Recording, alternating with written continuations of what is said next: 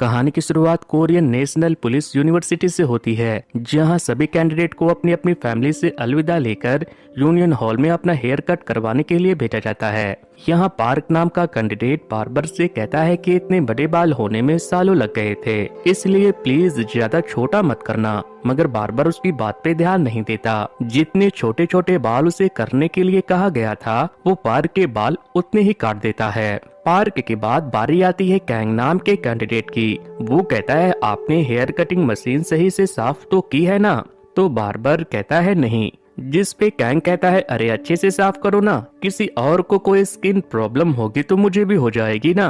फिर रात में सारे कैंडिडेट को हॉल में बैठाकर बताया जाता है कि आपकी 2 हफ्ते की मिलिट्री ट्रेनिंग भी होगी, जहां आपको अपने ड्रिल इंस्पेक्टर की सारी बातें माननी होगी। पिछले साल 96 में से 4 कैंडिडेट बीच में छोड़कर चले गए थे, मगर आप लोगों को लास्ट तक कंप्लीट करना है। सभी कैंडिडेट कहते हैं यस सर, मगर इनकी आवाज में जोश की कमी थी, इसलिए इन्हें फिर से पूरे जोश और खरूस के साथ यस सर बोलने को कहा जाता है। और फिर ये लोग जोर से यस सर बोलते हैं। नेक्स्ट सीन में किम नाम का एक लड़का कुछ लड़कों को बता रहा था कि मेरे डैड एक पुलिस ऑफिसर है। उन्होंने बचपन से ही मुझे लॉ एंड ऑर्डर की अहमियत बताई है। मैं भी अपने डैड की तरह एक अच्छा पुलिस ऑफिसर बनना चाहता हूँ।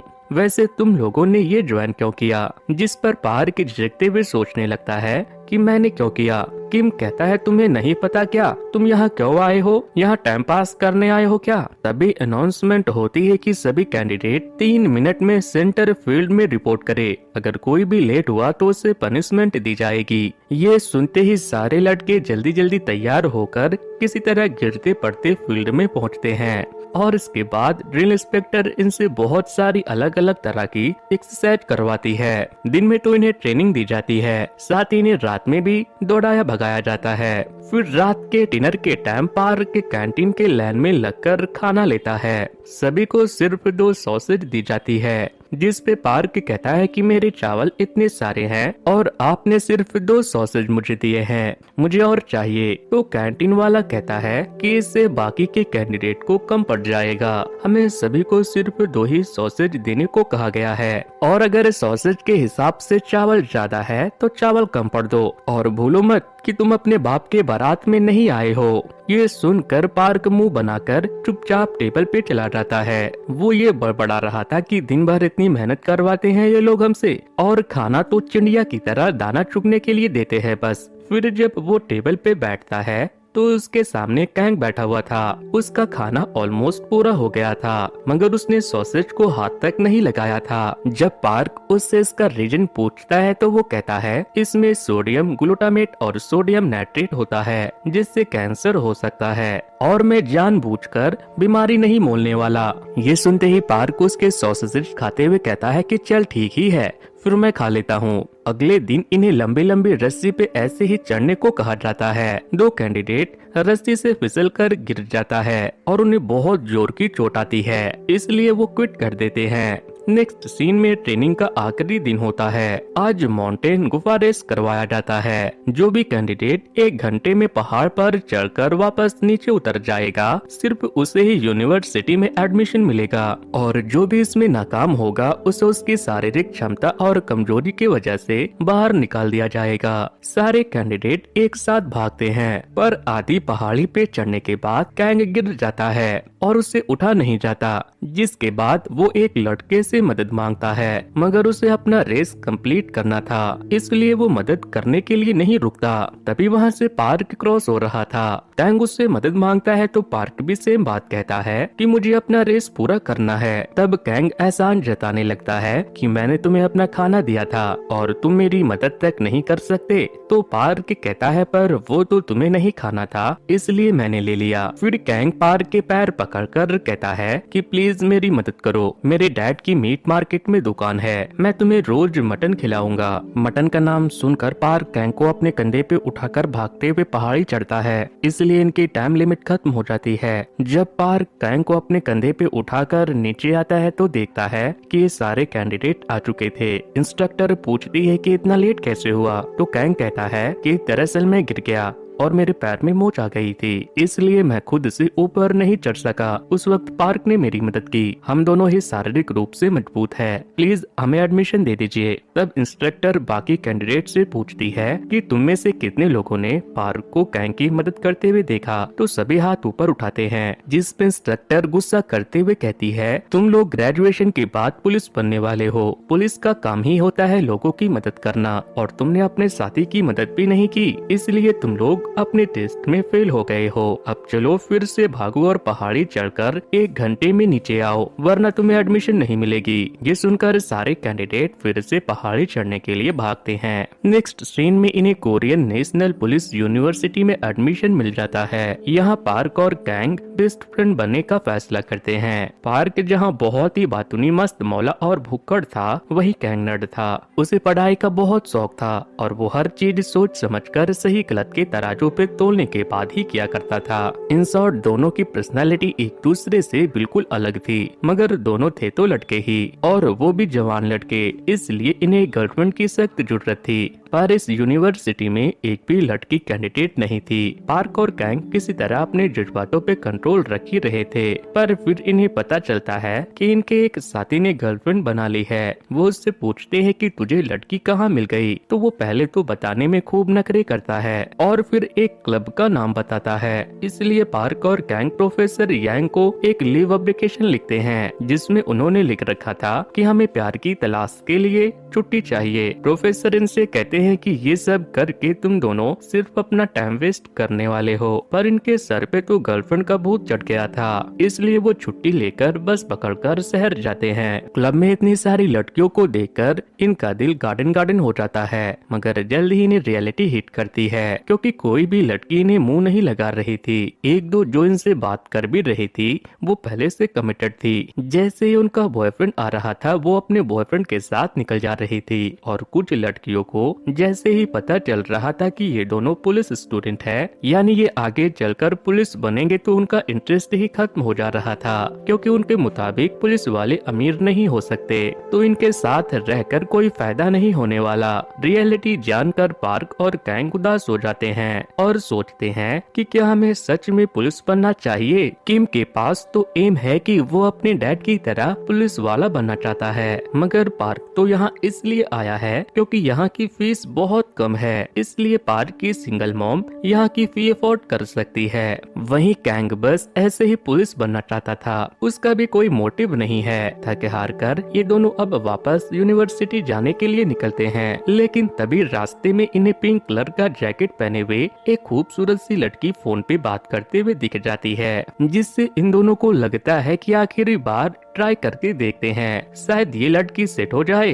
पर दोनों में उस लड़की को रोक कर बात करने की हिम्मत नहीं थी, इसलिए ये ना चाहते हुए भी उस लड़की का पीछा करने लगते हैं और साथ में बहस भी करते हैं कि कौन जाकर उस लड़की से बात करेगा। इन्होंने उस लड़की से अच्छा खासा दूरी भी मेंटेन किया हुआ था, ताकि उस लड़की को अनकंफर्टेबल फील ना हो। फिर ये दोनों आपस में ही बहस करने लगते हैं कि तू जाकर बात कर, तू जाकर बात कर, और इतने में एक गाड़ी से कुछ गुंडे उतरकर उस लड़की के सर पर वार करके उसे बेहोश कर देते हैं, और फिर वो उसे अपने गाड़ी में डालकर लेकर फरार हो जाते हैं। ये देखकर वो दोनों उनकी गाड़ी की तरफ भागते हुए उनका पीछा करते हैं, मगर कोई फायदा नहीं होता। वो गाड़ी इनकी आंखों के सामने से ओझल हो जाती है। ये देखकर इनकी हालत खराब हो जाती है। इन्हें समझ नहीं आता कि अब करे तो क्या करे। ये जल्दी से इमरजेंसी नंबर पे कॉल करते हैं। दूसरी तरफ से इनसे अगवा करने वाले गाड़ी का नंबर पूछा जाता है, जिससे पार्क का मैन तो ब्लैंक हो जाता है, मगर गैंग को नंबर याद था, वो नंबर बता देता है। मगर इमरजेंसी सर्विस वाले कहते हैं कि इस नंबर से तो कोई गाड़ी रजिस्टर ही नहीं है। फिर वो कहते हैं तुम लोग वहीं रुको, हम 10 मिनट में अपनी टीम भेजते हैं। पर पार्क को लगता है कि पता नहीं वो लोग कब न कब आएंगे, इससे बेहतर है कि हम टैक्सी लेकर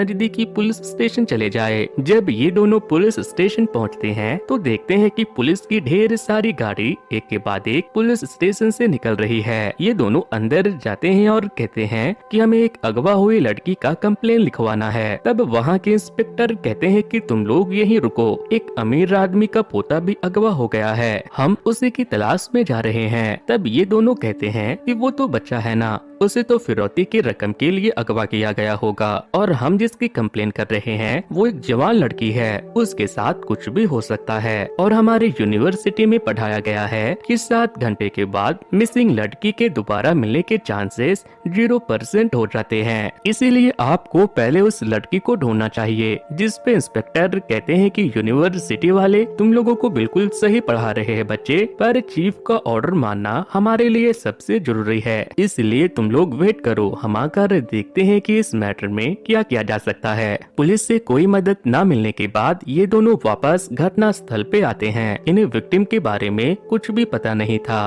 और न ही ये लोग आसपास के सीसीटीवी के फुटेज को एक्सेस कर सकते थे, क्योंकि ये महज एक स्टूडेंट थे, ये अभी पुलिस वाले नहीं बने थे। लेकिन ये लोग घटना स्थल की जांच करते हैं, जहां से इन्हें एक प्लास्टिक बैग में खाने की डिश मिलती है। उस डिश से ये दोनों विक्टिम के बारे में जानकारी जुटाने का फैसला करते हैं। वो दोनों उस डिश को लेकर आसपास के सारे रेस्टोरेंट में जाते हैं और डिश दिखाकर पूछते हैं कि क्या ये आपके यहाँ की डिश है, पर कोई भी इन्हें पहचान नहीं रहा था। ढूंढते ढूंढते ये दोनों एक बूढ़ी अम्मा के ढाबे पे पहुँचते हैं, जो कहती है कि हाँ ये डिश मेरे यहाँ की ही है। तब ये दोनों उससे कहते हैं जो पिंक जैकेट पहनकर आई थी थोड़ी देर पहले, वो लड़की कौन है, उसका घर कहाँ है। तो वो बूढ़ी अम्मा बताती है कि वो लड़की तो हमेशा मेरे ही यहाँ से खाने की चीज खरीदती है, मगर मुझे उसके घर वर का पता मालूम नहीं, लेकिन वो सामने उस बिल्डिंग में काम करती है। ये जानने के बाद ये दोनों उस बिल्डिंग में जाते हैं। दरवाजे पे ही लिखा था कि अंदर एडल्ट सर्विस दी जाती है। ये देखकर कैंग कहता है कि हमें अंदर नहीं जाना चाहिए, क्योंकि अगर हम यहाँ पकड़े गए तो हमें यूनिवर्सिटी से निकाल दिया जाएगा। मगर पार्क उस लड़की के बारे में और जानकारी हासिल करना चाहता था, इसलिए वो कहता है हम में से एक अंदर जाएगा और एक बाहर नजर रखेगा कि हमारे जान पहचान का कोई अंदर न जाए। कैंग कहता है फिर तो तुम ही अंदर जाओगे, मगर पार्क अक्कड़ बक्कड़ करके सिलेक्ट करता है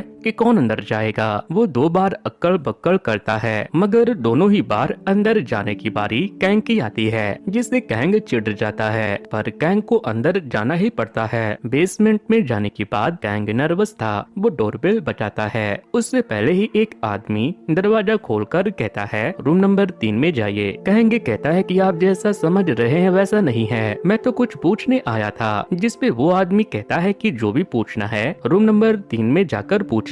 रूम में जाने के कुछ देर बाद वो आदमी आकर पूछता है कि तुम्हें किससे सर्विस चाहिए। तो कैंग कहता है मुझे उसका नाम तो नहीं पता, मगर वो लंबी जैसी है, इसलिए वो आदमी एक लंबी लड़की को रूम में भेज देता है। दूसरी ओर पार्क सामने वाले रेस्टोरेंट में एक आदमी को नूडल के साथ सॉसेज खाते हुए देखता है, और पार्क की तो सॉसेज कमजोरी ही थी। वो सोचता है मैं खाते हुए भी तो इस जगह पे नजर रख सकता हूँ। फिर जैसे ही वो खाना एंजॉय करने लगता है, वहाँ पुलिस की एक गाड़ी आती है और 2 पुलिस वाले उतरकर उस एयर क्लीनिंग सर्विस सेंटर में जाने लगते हैं। इससे पार्क डर जाता है। वो जल्दी से पीछे से उन्हें आवाज लगाता है और उनके नजदीक आकर चिल्लाता है कि तुम दोनों तो घूसखोर हो। ये सुनकर दोनों पुलिस वाले उसे पकड़ने के लिए दौड़ने लगते हैं और अंदर कैंग को वो लड़की अपनी गोद में सुलाकर उसकी कान साफ करने में लगी थी। कैंग पूछता है कि तुमने इस औजार को साफ तो किया है ना? तो वो कहती है नहीं। क्यों? कैंग रुक जाना चाहता था, क्योंकि उसके लिए हाइजीन बहुत मैटर करता था। पर उसे पहली बार किसी लड़की के गोद में सोने का मौका मिला था, तो वो भावनाओं में बहकर अपने कान साफ करवा लेता है। फिर उसकी नीयत खराब होने लगती है। तब वो खुद को एक झापड़ मारता है और कहता है कि नहीं नहीं, मैं यहाँ ये सब करने नहीं आया, मुझे तो उस लड़की की तलाश है जिससे आज कुछ गुंडों ने अगवा कर लिया। तब वो सर्विस गर्ल को सारा माजरा डिटेल में बताता है और पिंक जैकेट वाली लड़की का होलिया भी, जिस पर सर्विस गर्ल बताती है कि वो लड़की शायद यून होगी। कैंग उसका पता मांगता है तो वो कहती है कि नहीं, यून अपने 17 बर्थडे के दिन अपना घर छोड़कर भाग आई थी। तो अब उसका घर कहाँ है वो मुझे मालूम नहीं, लेकिन हाँ, मगर वो जिसके साथ भागी थी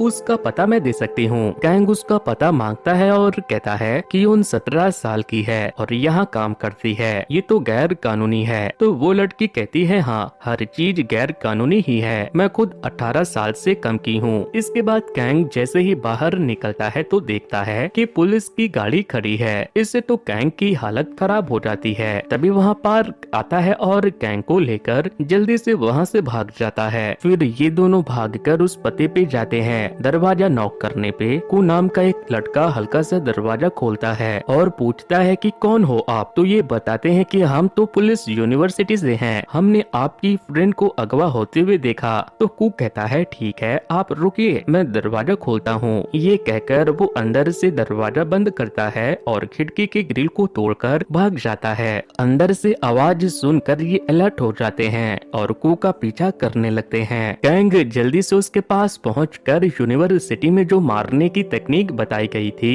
वो कू पे इस्तेमाल करता है, जिससे कू जमीन पे गिरकर तड़पने लगता है। तब तक पार्क भी वहां आ जाता है। उसे तो यकीन ही नहीं होता कि इतने भयंकर तरीके से कैंग ने उसे मारा है। कैंग कहता है कि यूनिवर्सिटी में हमें जो भी सिखाया गया वो तो सच में काम करता है। फिर पार्क के कूपे चढ़ के बैठ जाता है और पूछता है कि हमें देखकर भागा क्यों बे। वहीं कैंग कू का फोन लेकर कहता है कि आप इसका पासवर्ड बता देंगे प्लीज। तो पार्क उसे घूरते हुए कहता है कि प्लीज बोल के पासवर्ड पूछेगा। तो फिर कैंग कहता है अबे कमीने इसका पासवर्ड बता। तो वो डर के मारे बता देता है और फिर फोन अनलॉक करने पे कैंग देखता है कि कू ने यून का सौदा कर दिया है। तो कू कहता है कि देखो मुझे कुछ नहीं पता, वो लोग मुझे कम उम्र की लड़कियों को उनके घर से भगाने के पैसे देते हैं। जिस पे पार्क कहता है कौन लोग। तो वो कहता है मेरी पॉकेट में उनका बिजनेस कार्ड है। इसके बाद पार्क और कैंग दोनों मिलकर कू को पिलर से अच्छे से बांध देते हैं और पहले कू के घर पे जाते हैं जहाँ इन्हें दो और कम उम्र की लड़कियाँ मिलती है। जब कैंग और पार्क उन्हें यून के अगवा होने के बारे में बताते हैं तो वो दोनों रोने लगती है और कहती है कि वो हमारी बहन जैसी है, प्लीज उसे ढूंढ कर ले आइए। जिससे कैंग और पार्क सहम जाते हैं। उन्हें समझ नहीं आता कि इन्हें चुप कैसे करवाया जाए। फिर भी वो इनसे वादा करते हैं कि हम यून को ढूंढ कर ही रहेंगे। फिर कैंग इन्हें कुछ पैसे देता है और कहता है कि तुम लोग कहीं सेफ जगह पे रहो, जब हम यून को ढूंढ लेंगे तो तुम्हें बता देंगे। इसके बाद ये कू के दिए हुए पते पे जाते हैं और वहाँ पहुंचकर हैरान हो जाते हैं क्योंकि ये एरिया लग ही नहीं रहा था कि ये कोरिया है। यहाँ के घर वगैरह का डिजाइन और लोग सभी चाइनीज लग रहे थे। टैक्सी वाला इन्हें बताता है कि ये एरिया सही नहीं है, पुलिस वाले भी यहाँ आने से कतराते हैं, इसलिए अपना ख्याल रखना। इसके बाद पार्क और कैंग दिए गए एड्रेस पे जाते हैं और एक गुंडे के ग्रुप को देखते हैं। फिर वो कू के फोन से उस आदमी को कॉल करते हैं। वो जैसे ही फोन उठाना चाहता है वैसे ही वो कॉल कट कर देते हैं। इससे कंफर्म तो हो जाता है कि इन्हीं लोगों ने यून को अगवा किया था, पर तभी वो कॉल बैक कर देते हैं। फोन बच जाता है इसलिए वो समझ जाते हैं कि ये दोनों लड़के कुछ गड़बड़ करने आए हैं। वो पार्क और कैंग को पकड़कर मारने लगते हैं तो ये दोनों भी अपनी फाइटिंग स्किल दिखाते हैं और उन्हें मार पीट कर मेन बंदे को पकड़ लेते हैं और उससे पूछते हैं कि कहाँ रखा है बच्चियों को। तो वो कहता है चाहे तुम लोग जो भी कर लो मैं अपना मुंह तो नहीं खोलने वाला। जिसके बाद दोनों मिलकर उस आदमी को टॉर्चर करते हैं। तब वो उन्हें घर में ले जाता है जहाँ पे बहुत सारी लड़कियां कहती। पूछने पे वो गुंडा बताता है कि हम यहाँ पर लड़कियों के एग निकाल कर बाहर सप्लाई करते हैं, जिससे जिन लेडीज के एग खराब हो गए होते हैं या खत्म हो गए होते हैं उनमें इन एग को डालने के बाद वो प्रेग्नेंट हो सकती है। वो इन्हें एक छोटी बच्ची दिखाती है जिससे बहुत ही ज्यादा फीवर था। वो उसे अपने साथ हॉस्पिटल ले जाना चाहता है तो देखते हैं कि बच्ची के प्राइवेट पार्ट से बहुत सारा खून भी बह चुका है। यानी इन लोगों को बस लड़कियों के एग निकालने से मतलब था। उसके बाद वो उनका ख्याल बिल्कुल भी नहीं रखते थे। ये दोनों सोचते हैं कि हम अभी इस बच्ची को लेकर चलते हैं और वापस पुलिस के साथ आएंगे ताकि बाकी लड़कियों को भी बचा सके। मगर तभी और गुंडे इन्हें घेर लेते हैं। ये लोग मिलकर पार्क और कैंग की जमकर कुटाई करते हैं और फिर इनके कपड़े उतार कर बांध कर लटका देते हैं। मगर जैसे ही ये दोनों होश में आते हैं तो खुद को आसानी से आजाद कर लेते हैं। फिर ये बाहर भागना चाहते हैं तो देखते हैं कि जिस रूम से होकर इन्हें बाहर जाना है वहाँ सारे गुंडे कोड़े बेचकर सो रहे थे। इसीलिए दोनों चुपचाप वहाँ से निकलने की कोशिश करते हैं, पर तभी इनके वॉच में अलार्म बज उठती है जिससे सारे गुंडे जाग जाते हैं। फिर पार्क और गैंग अपनी जान बचाकर वहाँ से भागने लगते हैं। गुंडे इनका पीछा करते हैं पर ये दोनों भागते हुए नदी की पुलिस स्टेशन तक पहुँच जाते हैं, इसलिए गुंडे वापस चले जाते हैं। पार्क और गैंग वहाँ मौजूद पुलिस वाले से कहते कहते हैं कि एक खंडर से घर में बहुत सारी लड़कियों को कैद करके रखा गया है, आप जल्दी हमारे साथ चलिए वरना वो लोग उन लड़कियों को कहीं और शिफ्ट कर देंगे। पर पुलिस वाला बोलता है वो तो बाद में देखा जाए, पहले तुम दोनों हो कौन, अपना आईडी दिखाओ। जिस पे ये बताते हैं कि हमारा फोन, आईडी, वॉलेट सब गुंडों ने रख लिया है। तब पुलिस वाला कहता है कि आपको पहले अपनी आईडी दिखानी ही होगी वरना हम कोई कदम नहीं उठा पाएंगे, हमें एक प्रोसेस से चलना पड़ता है। जिस पे ये दोनों भड़क जाते हैं कि तुम्हारे लिए प्रोसेस ज्यादा जरूरी है क्या, उन बच्चों की जान के बारे में तुम्हें नहीं सोचा जा रहा, कैसे पुलिस वाले हो तुम। ये दोनों पुलिस वाले को खूब उल्टा पुल्टा बोलने लगते हैं, इसलिए वो इन्हें ही अरेस्ट करके रख लेता है। फिर अगली सुबह प्रोफेसर इन्हें छुड़ाने के लिए पुलिस स्टेशन आते हैं। तब ये दोनों उन्हें सारी बात बताते हैं, जिसके बाद प्रोफेसर कहते हैं कि मैंने 2007 में एक ऐसे ही ग्रुप का भांडा फोड़ा था। देखो नॉर्मली एक फीमेल एक महीने में एक एग प्रोड्यूस करती है, मगर ये लोग उन्हें कुछ गलत इंजेक्शन लगाकर एक महीने में 20 से 30 अंडे प्रोड्यूस करवाते हैं, जिससे इन्हें ज्यादा मुनाफा हो सके। प्रोफेसर पार्क और कैंग के साथ साथ एक पुलिस वाले को लेकर उस एड्रेस पे जाते हैं, पर अब तक गुंडों ने लड़कियों को वहाँ से हटा दिया था। प्रोफेसर कहते हैं मैं कंप्लेंट फाइल करवा देता हूँ, पर इसमें बहुत टाइम लग जाएगा, तुम लोग यूनिवर्सिटी लौट जाओ और अपनी पढ़ाई पे ध्यान दो। अगर तुमने इस केस में दखल दिया तो तुम्हें एक्सपेल किया जा सकता है। तुम दोनों अभी स्टूडेंट हो, तुम अभी पुलिस नहीं बने हो, इसलिए आगे का काम बड़ों पे छोड़ दो। मगर पार्क और कैंग इस केस को लेकर काफी इमोशनल हो गए थे, वो चाहते थे कि जल्द से जल्द कार्रवाई हो और उन बच्चियों को बचाया जाए, मगर प्रोफेसर उन्हें अपने काम से काम रखने को कहते हैं। मजबूरी में इन्हें यूनिवर्सिटी लौट जाना पड़ता है, पर वहाँ जाने के बाद जब किम से इनकी मुलाकात होती है तो वो कहते हैं कि तेरे डैड तो पुलिस में है ना। वो कहता है नहीं थे, वो अब रिटायर हो चुके हैं। तो ये दोनों कहते हैं कि हाँ, पर उनकी तो अच्छी खासी पहचान होगी, वो हमें सीसीटीवी फुटेज का एक्सेस दिलवा सकते हैं क्या। तो वो बताता है कि मिलिट्री ट्रेनिंग के दौरान जो इंस्ट्रक्टर थी ना, वो मेरे डैड की जान पहचान की थी, उनसे कहने पे वो सीसीटीवी फुटेज अरेंज करवा सकती है। जिसके बाद ये दोनों उस इंस्ट्रक्टर को कॉल करके कहते हैं कि हमारे एक फ्रेंड को एक गाड़ी ने उड़ा दिया था। फिर वो गाड़ी का नंबर, मॉडल वगैरह उनको बता देते हैं और कहते हैं हमें उस गाड़ी की इंफॉर्मेशन चाहिए। तो वो कहती है ठीक है, कुछ टाइम दो, मैं बताती हूँ। इसके बाद पार्क और कैंग पुलिस की यूनिफॉर्म पहनकर एक पुलिस स्टेशन में जाते हैं और कहते हैं कि प्रोफेसर ने हमें पुलिस किट लाने को कहा है। तो उन्हें एक बैग दिया जाता है जिसमें 2 हैंडकफ, 2 गन और 2 प्रोटेक्टिव गियर्स थे। इनकी मदद से ये दोनों गुंडे से मुकाबला करने की कड़ी तैयारी करते हैं। एक दिन इंस्ट्रक्टर कॉल करके इन्हें बताती है कि जिस गाड़ी का नंबर तुमने हमें दिया था वो जब भी देखी गई है तो उसके पीछे एक ब्लैक कलर की एसयूवी भी चलती है जिसपे IVF क्लिनिक का लोगो लगा हुआ होता है। इसके बाद सीन एक IVF क्लिनिक पे शिफ्ट होती है जिनका गुंडों से टाइप था। वहाँ एक अमीर बिजनेसमैन अपनी वाइफ के साथ आता है क्योंकि उसकी वाइफ के एग में प्रॉब्लम थी, इसलिए वो एक खरीदना चाहते थे।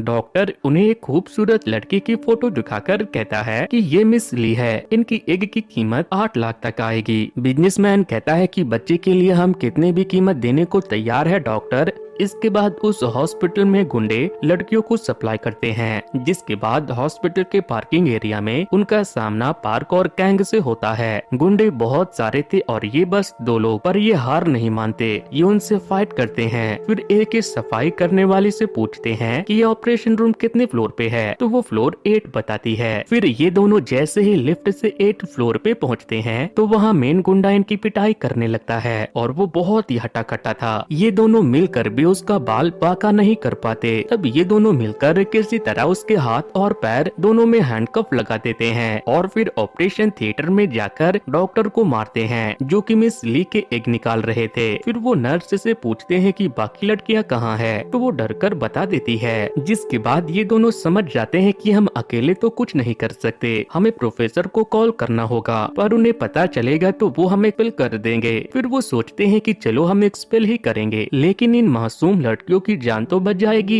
इसलिए वो कॉल कर देते हैं। और नेक्स्ट सीन में पुलिस की कई सारी गाड़ियां उस हॉस्पिटल में जाती है, वो लड़कियों को रेस्क्यू कर लेती है और गुनाहगारों पे केस हो जाती है। इसके बाद सीन यूनिवर्सिटी में शिफ्ट होती है जहाँ डिसिप्लिनरी कमेटी बैठाई जाती है। कुछ मेंबर का मानना था कि हमारे स्टूडेंट ने भी इस मासूम लड़कियों की जान बचाई है, वो इनाम के हकदार है। वहीं कुछ मेंबर का कहना था कि उन्होंने कानून अपने हाथ में लिया है, अगर हम कोई कार्रवाई नहीं करेंगे करेंगे तो इससे हमारी यूनिवर्सिटी की डिसिप्लिन खराब हो जाएगी, इसलिए हमें उन्हें एक्सपेल कर देना चाहिए। फिर वो लोग प्रोफेसर यांग से उनकी राय जानना चाहते हैं, तो वो कहते हैं कि हम ही बच्चों को सिखाते हैं कि मुसीबत में हमें लोगों की मदद करना चाहिए। इन्होंने एक लड़की को अगवा होते हुए देखा तो उसकी मदद की, ये उन्होंने अच्छा काम किया और एक अच्छे काम का सिला उन्हें एक्सपेल करने से बुरा हो जाएगा। फिर आगे से कोई भी किसी की मदद नहीं करना चाहेगा, क्योंकि इससे उन्हें सजा मिल सकती है। मुझे तो उन दोनों से जलन हो रही है, क्योंकि एक वक्त ऐसा था जब मेरे अंदर भी इसी तरह का जुनून हुआ करता था मुजरिमों को पकड़ने के लिए, पर फिर वक्त के साथ वो जोश ठंडा हो गया। हम नियम कानून में उलझकर चलने लगे। सच कहूँ तो उन्होंने जो काम किया है वो काबिले तारीफ है और मुझे उन पर गर्व है। इसके बाद प्रोफेसर बाहर आते हैं और पार्क और गैंग को बताते हैं कि प्रेसिडेंट सर ने तुम दोनों को एक्सपेल तो नहीं किया है, मगर उन्होंने तुम्हें एक साल पीछे कर दिया है, यानी तुम्हें ये साल रिपीट करना होगा। साथ ही 500 घंटे पब्लिक सर्विस करनी होगी, यानी जरूरतमंदों की मदद करनी होगी। क्या तुम्हें इससे कोई एतराज है? तो दोनों साथ में कहते हैं नहीं सर। फिर ये दोनों खुशी खुशी थैंक यू सर बोलते हैं और इसी के साथ ये मूवी यहीं पर खत्म हो जाती है। तो दोस्तों, इन दोनों ट्रेनी ऑफिसर की कहानी आपको कैसी लगी मुझे कमेंट करके बताना। वैसे दोस्तों, कुछ दिनों पहले ही मैंने एक बहुत ही अच्छी इंटरेस्टिंग सी लव स्टोरी को एक्सप्लेन किया था। अगर आप लोगों ने उसे नहीं देखा है तो स्क्रीन पर दिए जा रहे एंड स्क्रीन पर क्लिक करके उसे जरूर से देख लेना। सो वेल गाइस, आज के वीडियो में इतना ही। Thanks to, good bye.